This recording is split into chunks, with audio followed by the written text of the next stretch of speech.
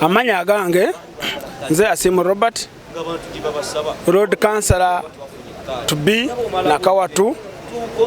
era Chairman wa PFF Nakawa District, eyawangulako Naguru 2 kwa LCC Councillor 2016 nenga kati chewunyisa nenga kitufu naze independent orwo nanfusi nobukusa obwe yorokede nganonya tiketi yange mu kibina kyange ekya PFF bansubiza kunsunsura rwa kutano kubantu baddeko basatu nze Asimu Robert, Okelo Kennedy ne Muhwezi Brian naye olukuta ntwasibayo ne paka ngabuzibye ne bagamba tudderwa nchalo rwa mukaaga ne tugenda tukere paka kawungezi era ne bagamba tabafunye budde tuje Sunday tugende paka kawungezi ne batugamba tudde Monday kumacha feba sokera ko chamazima batusokedde kojo ne batugamba mbu weruna tukala kawungezi tuchakwa tufunye results bacha kwa tubulide ana akwatire bendere kibina neza tusisa wanyaza kiro nga tebanampa message nemba kubira esimu nga tewala akwata esimu nensindikana message ku platforms zaffe nga tebaziddamu nenkakasa nti byemba nengera ne byemba dempulira nti mvuganya mvuganya marangera w'ekibiina nti bituufu Murangira w'ekibiina ntegeeza ki Kennedy ye deputy secretary general wa PFF Okelo Kennedy ye deputy secretary general wa PFF Kennedy ye muyambi wa road mayor chairman w'ekibiina oba party president now ebyo nandoza bakwatwa n'ensonyi ne bakola kigumaza naye ne batuka bakomye nga tebana kye bangamba era ne kaka tebana kye bagenda okungamba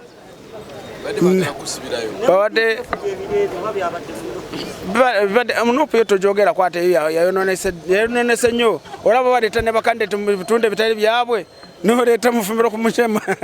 nomureta Nakawa noreta tugusurwa awenansa nomureta Nakawa parish abati PF ne sebo teberanga ko PPF tetugaba dagara PFF People's Front for Freedom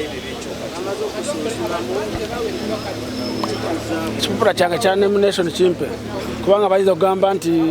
nimba abatulaba abalungi kandani abatulaba abalungi amanya nedobosi Sanya Boniface ngolwalero tubadde wano kate kitebe ky'ebyokulonda ekyaka district ya Kampala nga ndi omu kubasunsuddwa okwatira okukiikirira abantu ba Nakawa wano ku lukiiko lwa KCCA ku City Hall. Abazingo bungi baali bamanyi nga NUP era nkyali NUP naye sesimbiddewo ku tikiti y'NUP olw'obusiwunfu bw'empisa obwalabikira mu kakiiko k'ebyokulonda ak'NUP era nze bwe ntunula akakiiko k'NUP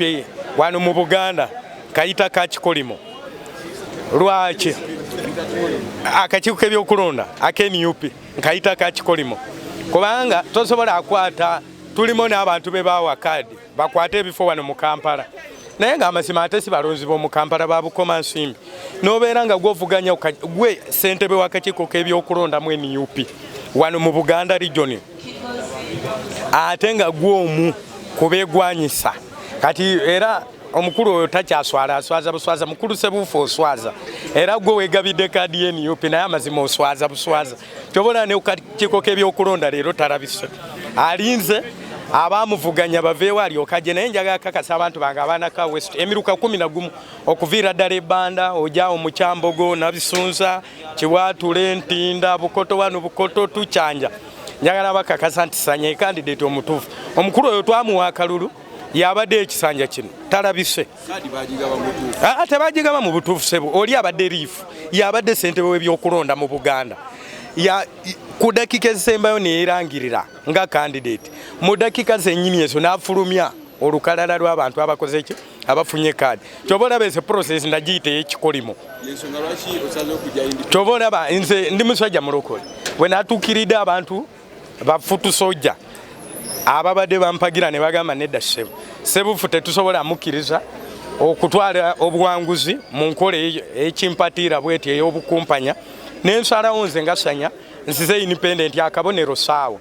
era mu kulonda mbasabye mwena Sanya ye candidate omutuufu bwe balowooza naye nze ndi wa PFF era ngenda kubakulembera nga kubanga bakansala bonna nze mbaleese era mujja kubala nga amaze okunominate nga nze go batambula nange bonna bakansala nze mbanoonyeza okumpi wonna ate nga banzikirizaamu nze ngenda kubanoonyeza akalulu ndi independent naye ntambula nabo banindiridde okutambula nange ojja kubiraba electoral commission emanyi nga wa independent naye kigenda kwewuunya akabonero saawa naye kigenda kwewuunyisa nga ate nze ntuuza meeting za Nakawa district eza PFF nga ate ndi independent